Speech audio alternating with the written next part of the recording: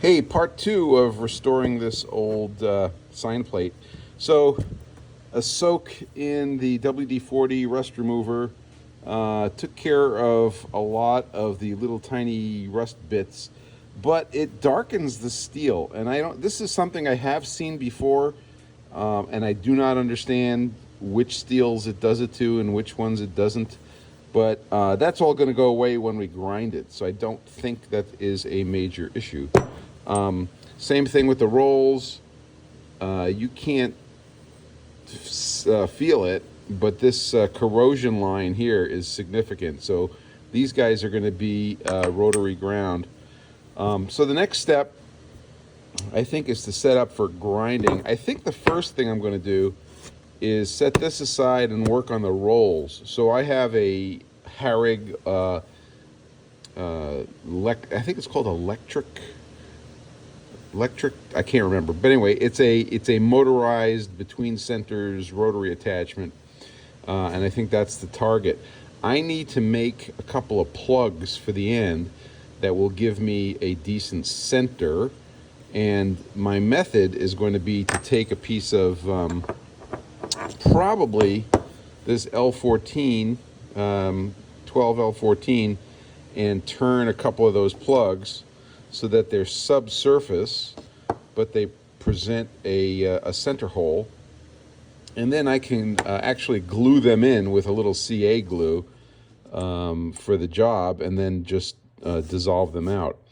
So I think that's what's going to happen next, but I did want you to see this result. Like I said, the corrosion came out. The important landing zones for these rolls definitely needs a little kiss. So we're going to be side wheeling these surfaces, and then we'll be regular grinding these surfaces. I got a question from Chuck Bomarito, and he asked, how am I going to maintain the precision distance between the rolls? So let me just explain that real quick.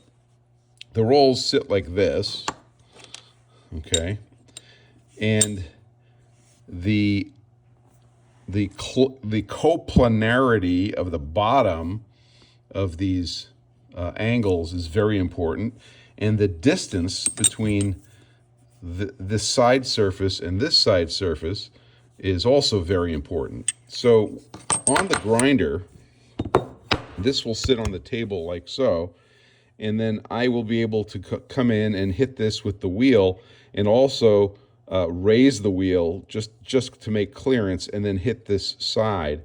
But then I can use my DRO on the grinder to come over here and do the same thing. And in fact, I could separate it into another operation just to do these sidewalls very lightly with the grinder. The grinder has 5 digits of precision on the positioning, and it's not fooling around.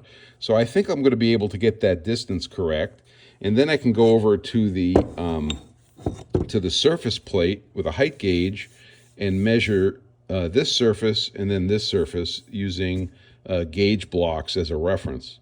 So that's the plan, but that's the results from the WD-40. Again, maybe it's a high carbon steel. I've seen this before, where maybe some of the carbon is coming out of solution in the metal. Not sure. Stay tuned. Talk to you soon.